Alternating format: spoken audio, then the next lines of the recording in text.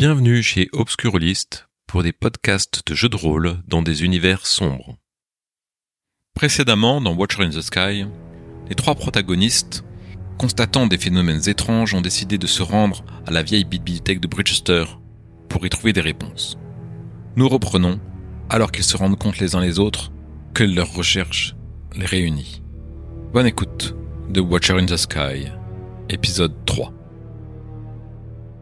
T'es là dans tes ouvrages et t'aperçois un peu plus loin dans l'aile un homme et une femme. Ce qui te dérange dans ta lecture, alors que c'est péniblement de traduire ce mot en allemand, déjà pas facilement lisible, mais en plus dans une langue qui t'était pas familière, et tu vois un homme et une femme qui sont en train de discuter un peu trop fort à ton...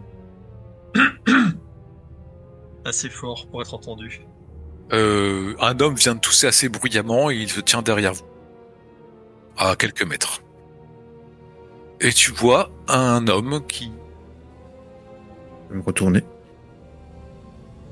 Relativement une petite trentaine, peut-être pas encore d'ailleurs.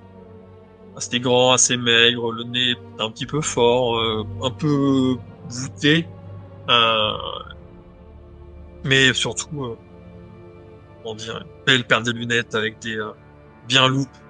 Mais globalement, propre et plutôt doux. Et il est même il est peut-être surpris d'ailleurs de lui-même d'avoir toussé, d'avoir eu un peu cette audace.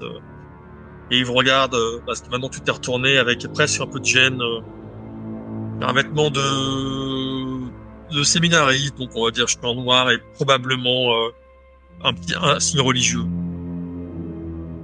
Pas un ami de prêtre, mais quelque chose qui s'en rapprochait pas mal. Excusez-nous, nous avons troublé votre lecture peut-être. Excusez-moi, c'est juste que j'essaie de traduire ce texte en allemand pas moderne, croyez-moi, avec en plus une forme qui est compliquée et c'est juste un agacement passager, mais je suis navré, je voulais pas vraiment vous interrompre, madame, monsieur. Et en fait, pour vous montrer la bonne foi, en fait, je vous montre l'ouvrage et tu vois effectivement une spirale pour dire que c'est effectivement compliqué. Je vais regarder avec intérêt, oui. Et y a Monsieur Singh qui arrive et je vous prie de faire un petit peu moins de bruit, s'il vous plaît. Il y a des gens qui travaillent ici. Et vous constatez qu'en fait, il n'y a que vous trois dans la bibliothèque. Quant à ce mot, et puis il commence à vous le lire parce qu'il voit que vous êtes un peu... que vous luttez. Et il vous explique qu'il y écrit « Il voyage au rythme de la roue et de la musique qui tourne au cœur de l'espace. Alors qu'ils partent et reviennent, et partent et reviennent au rythme de la roue qui tourne pendant leur voyage. » Mais donc ça parle pas d'oiseaux? Non, ça ne parle pas d'oiseaux, monsieur. Mais je vous prie de laisser le temps, s'il vous plaît. Et puis il repart à l'accueil. Excusez-moi, vous avez notifié le mot oiseau? Non, peut-être qu'on peut s'éloigner un petit peu de bibliothécaire. Et je vous emmène un petit peu. Peut-être que moi je connais un endroit, non Oui, toi tu connais un endroit et tu... En fait, à l'arrière de la bibliothèque, dans les endroits un peu... Il n'y a pas des salles de lecture, mais il y a des endroits... Vous êtes encore plus loin de Monsieur Singh. Et tu peux les mener à cet endroit-là, effectivement, Hélène, tout en prenant avec toi le livre que tu voulais saisir, alors que tu t'es heurté au professeur Lucas Wright au moment où tu allais le saisir. Tu as quand même décidé de le prendre avec toi et de l'emmener à cet endroit-là. Venez chez moi, je connais un endroit où on pourra discuter entre nous. Est-ce que je peux récupérer l'article de la revue géographique également que j'ai trouvé? D'ailleurs, en passant, donc tu prends les livres que t'as compulsés, et en passant, il y en a un qui manque de tomber par terre, et tu le retiens au dernier instant, et tu t'aperçois que c'est un petit journal vraiment mal imprimé, et qui a été publié au début de cette année, et t'allais le remettre, et en fait tu vois le même dessin que la roche que t'as étudiée en fait ce matin. Alors je suis un peu interloqué et je prends l'ouvrage et je commence à le feuilleter rapidement. Oh, tout en marchant, tu le feuillettes et tu t'aperçois que tu vois qu'à la page 12, il y a un article qui parle d'une roche phosphorescente. Je vais consulter cet article tout en marchant. Hélène, tu es arrivée et tu es accompagnée donc de Lucas et d'Arthur dans cette petite arrière travée de la bibliothèque. Excusez-moi encore, je voulais pas. Je m'appelle Note Arthur Note. Enchanté, madame, monsieur. Hélène Howell, je suis étudiante en sciences ici à l'université de Bridgester. Ah, très bien. En quoi? En sciences. Pas particulièrement la biologie, mais Professeur Lucas Wright. Je suis pour ma part donc professeur de géologie à Londres. Ah, bien sûr, très bien. Et moi, je suis juste un petit séminariste. Oui, pardon, donc je vous disais, oiseau, en fait, c'est un ami qui me parlait d'oiseau et j'espérais comprendre un petit peu. Mon Dieu, il est affligé d'une sorte de démon sénile. Et me parlait d'oiseaux et peut-être je pensais comprendre quelque chose à ce qui m'arrive avec ce poème, mais visiblement pas. Ça parle pas d'oiseaux. C'est assez marrant que vous parliez d'oiseaux parce que même Mademoiselle Howell, justement, fait des recherches sur les oiseaux. C'est bien ça, Mademoiselle Howell, j'ai bien compris. Hein. oui, tout à fait, professeur. Il s'avère que ce matin même, j'ai trouvé un cadavre de ce qui me semblait être un corbeau. Et en fait, il avait il était étrange, pas de forme habituelle, et donc j'ai décidé de procéder à une dissection. Et ce que j'ai découvert ne m'a pas du tout rassurée. J'ai jamais vu ça. Il y avait comme des ossements humains au niveau de sa cage thoracique. Vous voyez, comme s'il était. Oui, tout à fait. Comme si ses côtes étaient des phalanges. Enfin, tout était, j'allais dire, mélangé avec d'autres espèces et du coup, j'ai décidé de réaliser des recherches au sein de la bibliothèque pour voir si ça avait déjà été répertorié quelque part. Là encore, c'est assez fascinant et je montre l'article de revue géographique. Regardez ici, c'est marqué en 1909. Barat donc a rapporté avoir découvert un cadavre ressemblant à un singe dans lequel il a relevé des parties connues d'autres anatomies, comme l'épine d'un poisson et la présence de mousse dans les ligaments. Ça, là encore une fois, ça corrobore un peu vos propos. Vous disiez que tout à l'heure, vous me parliez que l'oiseau avait un œil de chien. C'est bien ça, hein? Oui, c'est ça, oui. Alors là, on parle pas d'oiseau, on parle d'un singe, mais là encore, il parle, donc oui, enfin, vraiment d'autres morceaux d'anatomie, et une épine de poisson. Et regardez la suite de l'article. Maintenant que vous en parlez, j'ai dit oiseau, mais pour arriver à ce poème, j'ai compulsé d'autres livres et en fait, ça parlait de chimères. Vous savez, ces animaux, on dirait Frankenstein maintenant, reconstitués. Mais mon ami parlait d'oiseaux. Alors peut-être, je sais pas, mais d'oiseaux qui l'observaient, qui le regardaient, qui l'espionnait, qui l'épiait constamment. Hélène, tu es en train d'ouvrir le livre que tu étais en train d'aller chercher et tu tombes sur ce que tu cherchais. Une lettre de...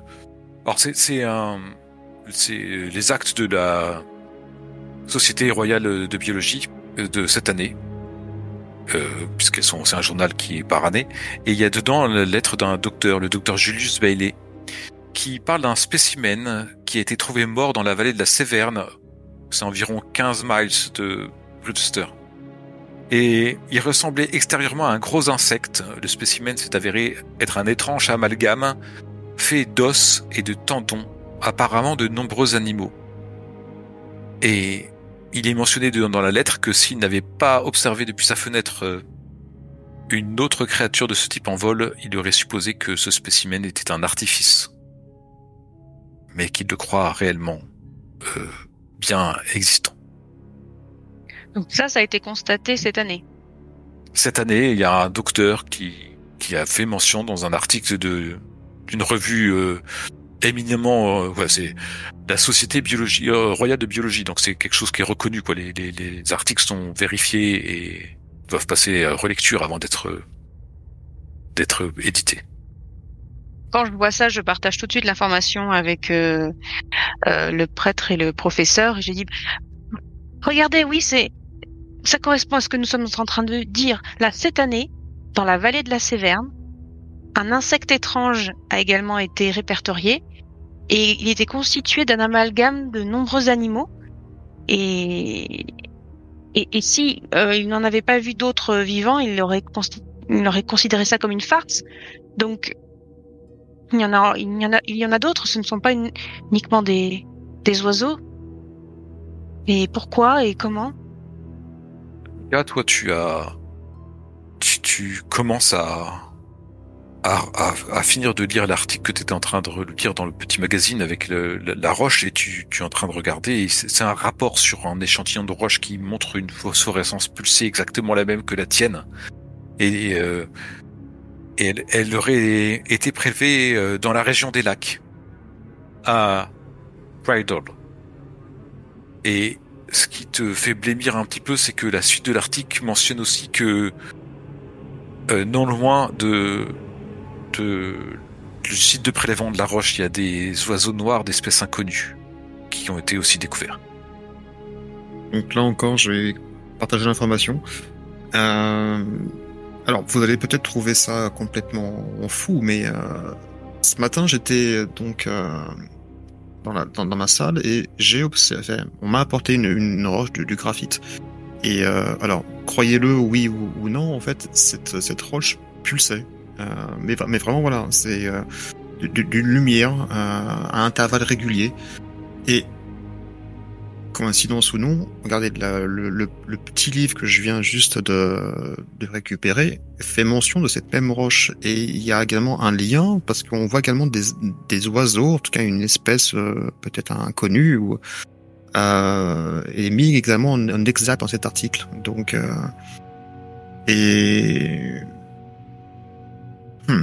et Monsieur Notes, regardez dans également l'article de revue géographique, il est mentionné d'une sorte de rituel religieux inconnu. Un rituel religieux. Et donc je te montre l'article.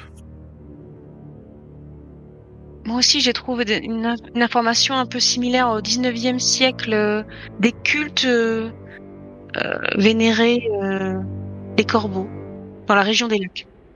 La région des lacs, c'est en Angleterre ou c'était aux États-Unis? Au nord de l'Angleterre, un peu en dessous de l'Écosse. Et la Séverne, non, c'est une autre région. La Séverne, c'est pas loin de Bridgester. Oui, il y a eu qui pouvait adorer à peu près tout ce qui peut marcher, voler ou ramper, hein. Ramper surtout. Mais ce qui est étonnant, c'est presque je comprends, on parle pas d'oiseaux finalement, parce que c'est différentes formes, et après ça peut être un insecte, ça peut être un singe, vous avez mentionné, ou des oiseaux. Alors ce serait quoi? Ce serait la pierre qui les attirerait ou qui Les attirer ou les transformer peut-être, non? En fait, c'est une sorte de cadavre exquis qui a été fait de plusieurs choses, non? Plusieurs animaux, plusieurs parties, peut-être rassemblées. Excusez-moi, mademoiselle, messieurs, il s'agit que vous n'avez sans doute pas vu l'heure, il est tard et nous allons fermer. Donc je vous prierai de bien vouloir laisser les ouvrages que vous avez en main. Je m'occuperai des ranger et je vous inviterai à revenir demain si vous voulez les compulser à nouveau. Quant à moi, je vais vous demander de bien vouloir partir, s'il vous plaît. j'ai pas vu l'heure, il est 18h? Il est 17h. 17h. Ah. Écoutez, je vous propose qu'on aille poursuivre cette discussion en dehors de cet établissement, que nous creusons un petit peu. Mais tout ceci a l'air quand même assez fascinant d'un point de vue scientifique. Oui, c'est ça. Faites cela et partez s'il vous plaît. Et je vous prierai de toujours veiller à ne pas faire de bruit. Bien entendu. Tu connais, Hélène, un pub juste à côté de l'université où tu vas régulièrement quand tu as des grosses journées le midi, prendre ta pause ou des choses comme ça.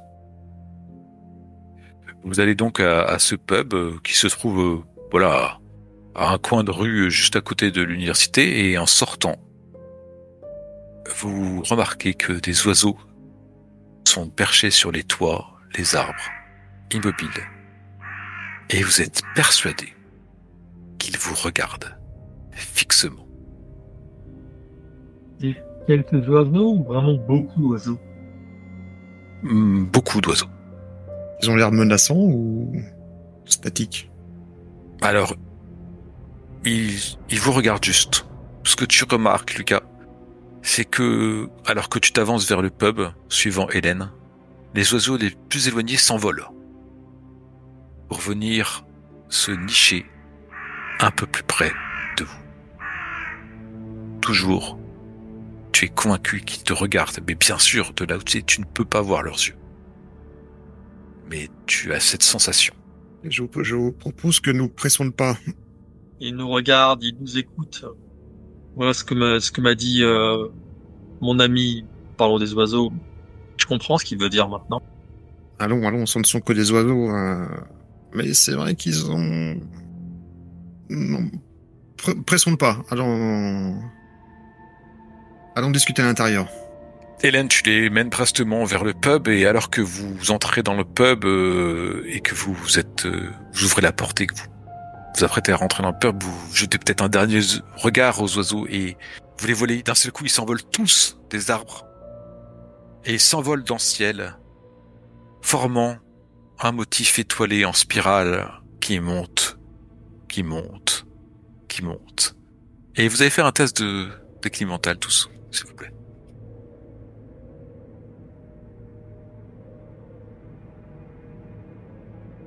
Oui, c'est le motif c'est le même motif que le mot en allemand que vous avez vu et c'est le même motif qu'il faisait sur son journal. Et vous êtes dans le pub dans lequel chacun commande sa boisson favorite et vous pouvez converser comme vous le souhaitez sur vers l'état des dieux en fait de où vous en êtes. Moi, je vais prendre du cidre. Le cidre, très bien. Moi, je vais prendre un thé.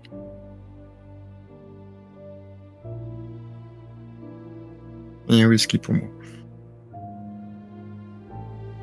Donc oui, ça serait peut-être, je ne sais pas, est-ce que l'eau qui coule sur cette roche, elle aurait une substance particulière et peut-être que comme les animaux boivent dans des flaques, enfin ils seraient contaminés, enfin je ne sais pas.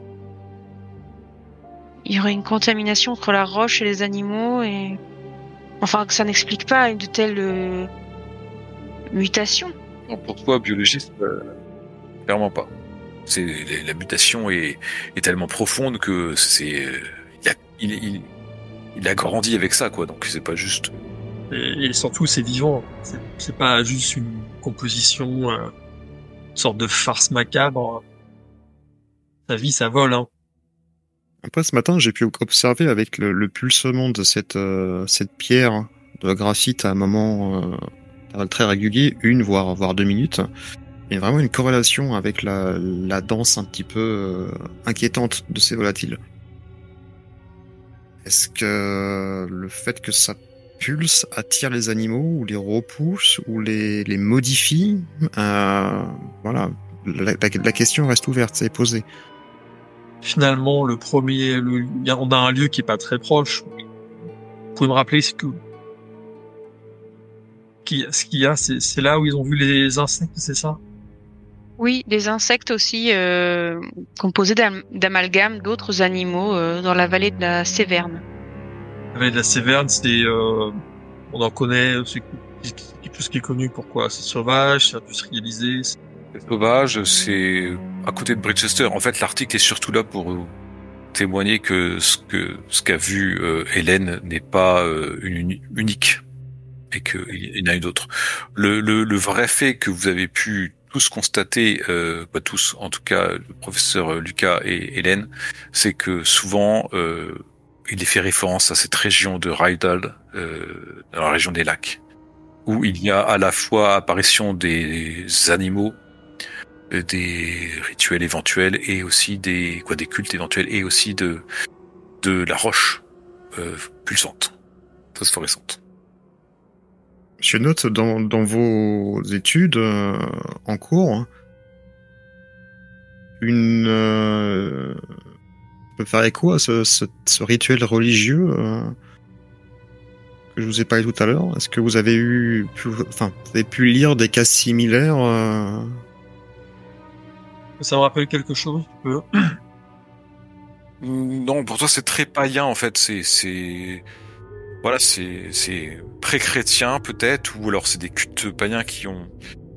Voilà, vous savez que tu sais en tout cas que la religion celte et les autres rites un peu païens ont, malgré la christianisation de l'Angleterre, ont perduré à travers les siècles et existent encore. Oui, les Vikings sont passés. Les Vikings sont passés par là avec l'association du Corbeau et d'Odin, mais une fois de plus, j'ai l'impression que c'est même pas une question d'oiseau réellement. En revanche, je serais curieux d'aller, vos agendas le permettent, d'aller voir. Peut-être qu'on peut trouver des réponses. Est-ce qu'on connaît la région là-bas ou pas? On peut s'y rendre aisément ou par train, par voiture? Vous pouvez vous y rendre. C'est une région qui est peu accessible, parce que c'est peu accessible, c'est une région reculée, très rurale. Il y a essentiellement en voiture, on s'y rend. C'est de Bridchester 4 heures, de Londres 5. C'est au nord. Et actuellement, je vous préviens, on est en hiver 1933 et il fait plutôt humide et frais là-haut. Donc si vous envisagez d'y aller, il faudra prendre cela en considération. Et sans doute faire le trajet de nuit n'est pas forcément le plus conseillé à cette époque. Peut-être ce qu'on peut faire, c'est partir demain. Ça laisse le temps de s'organiser aux uns et aux autres, et on peut prendre un bon véhicule. Demain, lendemain, c'est Yacourt ou pas? Alors, on est dans les mois d'hiver. Vous avez fini les cours, les partiels sont plutôt en janvier. Donc, toi, vous êtes dans une période de révision là actuellement. Donc, t'as pas de cours spécialement. Très bien. Le temps de faire une valise de vêtements chauds et je vous accompagne. Écoutez, je suis également partant. Si on peut faire un crochet par Londres avant de se diriger dans le nord, que je prenne des affaires en conséquence, et avec grand plaisir. Ça intrigue ma curiosité. Eh bien, donc, est-ce que vous voulez rentrer ce soir à Londres, Arthur et Lucas, pour préparer vos affaires et puis ensuite repartir pour passer prendre Hélène le lendemain, ou je sais pas comment vous voulez procéder? Ouais. Hélène, vous êtes ici en fait. D'accord. Donc on peut effectivement, moi je peux raccompagner Monsieur Wright à son domicile et puis le reprendre demain matin, repasser par Bridchester et on part. Et prenons une chambre d'hôtel. Oui, pour faire la valise, Oui, je vais juste prendre en fait une petite des tenues en conséquence, mais c'est assez rapide. Mais comme vous souhaitez. Je veux pas tarder. Vous me dites si vous voulez faire l'aller-retour et faire l'hôtel à Bridchester ou si vous voulez rester la nuit à Londres. Ah non, j'avais pas pensé, mais effectivement, si vous voulez, on peut gagner du temps et puis revenir dormir à Bridchester pour partir plus rapidement demain. On peut faire comme ça. Ok. Alors, vous allez donc rentrer à Londres, prendre vos affaires. Vous allez me dire évidemment ce que vous comptez emmener avec vous, parce que ça m'intéresse. Et peut-être prévenir si vous avez besoin les personnes qui pourraient être proches de vous, de ce que vous allez faire, je sais pas. Parce que vous allez vous absenter quand même pour peut-être quelques jours, vous ne savez pas. Mhm.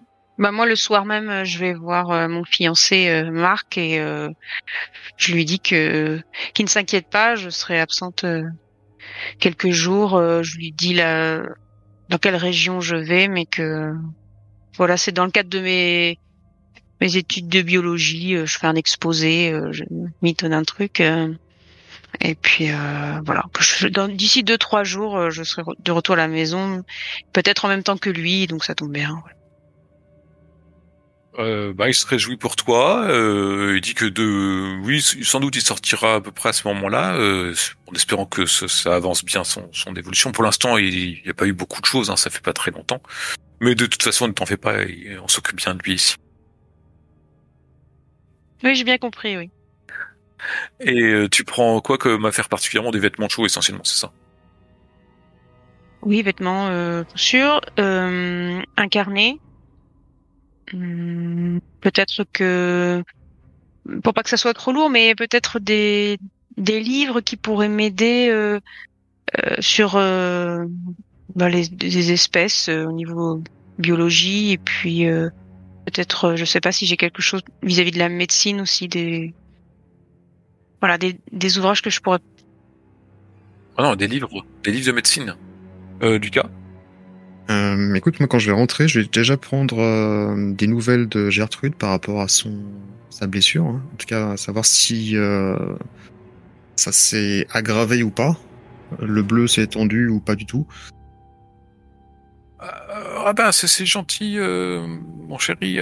Bah écoute, ils en ont pour quelques jours parce qu'ils ont dû la fendre, hein, tu vois, pour pouvoir la refaire, mais ils sont embêtés parce qu'ils me disent que si ça dégonfle après, elle va être lâche, donc je sais pas trop quoi faire. Et en fait, bah tu vois, c'est un peu moins enflé, mais c'est un peu bleu encore. Et tu regardes, le doigt est près dans le même état que ce matin, peut-être un peu moins gonflé, mais ça te fait un truc quand même, parce que quand tu regardes son doigt et que tu le touches, c'est sa phalange en fait, et tu repenses au mot d'Hélène qui disait que le poumon était tenu par des phalanges. Enfin bon, ça te fait bizarre.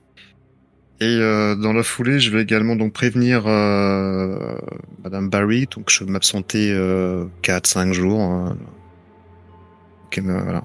Je vais indiquer la région où je vais partir. Et en termes de, donc pareil, vêtements chauds, est-ce que je peux également récupérer peut-être des choses pour tester la roche, la partie analytique ou des produits pour faire des. Tu peux prendre des produits qui réagissent quand tu mets sur la roche, qui font faire une émulsion ou quoi, des choses comme ça. Tu peux pas. Je te vois mal amener tout ton attirail de microscope, de machin, de trucs, mais prendre des produits, des réactifs, des choses comme ça. Non, mais juste peut-être voilà des produits s'il y a un réceptif, réactif. Voilà, tout ça dans une grosse sacoche. Très bien. Et Arthur? Moi, je préviens le séminaire, enfin, surtout le directeur de conférence, le tuteur. Je serai absent pour raison familiale quelques jours, et je dis à mon ami Roger que je vais être donc parti quelques jours dans la région des Grands Lacs pour essayer de répondre à des questions que m'a posé Abraham, que j'ai croisé, que j'ai vu à l'hôpital et qui est pas très bien. Je pense que ça peut peut-être le soulager. Roger t'explique que ça lui fait quelque chose que tu partes quand même, mais il sait combien tu portes Abraham Kell en estime, quoi, combien cette personne est importante pour toi, et il dit c'est normal, si ça peut t'aider, je comprends. Ne sois pas trop long et sois prudent. Qu'est-ce que tu emmènes, hein, ouais. Moi, c'est que les vêtements chauds et puis la Bible évidemment. Enfin, voilà, mais j'ai pas de... Moi, je pense qu'on va aller juste voir des gens et des lieux, donc... Très bien. Et donc, vous retournez ensuite vers Bridgester, où vous allez prendre un hôtel que vous a conseillé sans doute Hélène, très bon marché à côté de l'université, mais propre.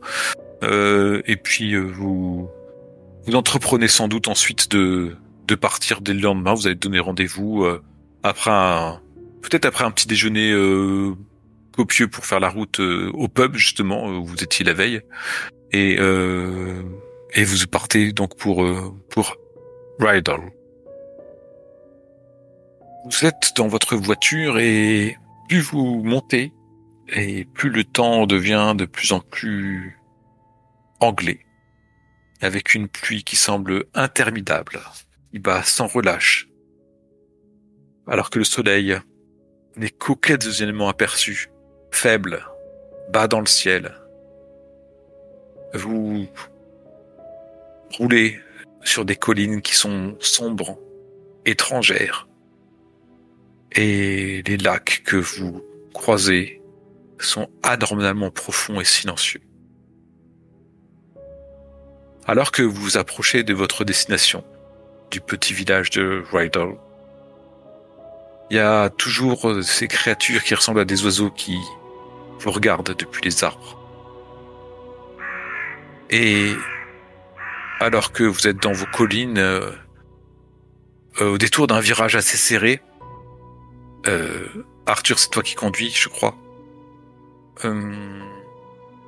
Peut-être, je sais pas qui va réagir et qui va te prévenir parce que tu prends ce virage serré et tu tombes directement sur un troupeau de moutons. Donc, est-ce que vous étiez alerte dans la voiture suffisamment pour essayer de le prévenir ou est-ce qu'il va se débrouiller tout seul? Comment est-ce que ça va se passer? Honnêtement, moi j'étais plutôt perdu dans mes pensées, en train de refaire un petit peu le fil conducteur avec la roche, les pulsations, ce qu'on m'a parlé par rapport aux oiseaux, les articles de presse. Donc je surveillais pas forcément la route de façon assidue. Moi, j'imaginais Hélène à l'arrière. Et donc le professeur devant peut-être en train de lire et moi j'ai une vue de latérale donc j'ai pas forcément vu qu'il y avait les moutons. D'accord. Tu es vraiment surpris par les moutons qui sont là sur la route, tu t'y attendais pas du tout et tu heurtes un des moutons qui hurle son bêlement quoi, qui voilà, tu penses que tu as tué ce mouton. Et il y a un homme assez revêche qui vient taper à ta fenêtre. J'ouvre la fenêtre. Vous auriez pu faire attention. C'était bon, les gens de la ville, ça a toujours pressé. Rien qu'à foncer. Et si on respecte les bêtes, non mais vous allez tuer mon mouton. Et ainsi se termine Watcher in the Sky, épisode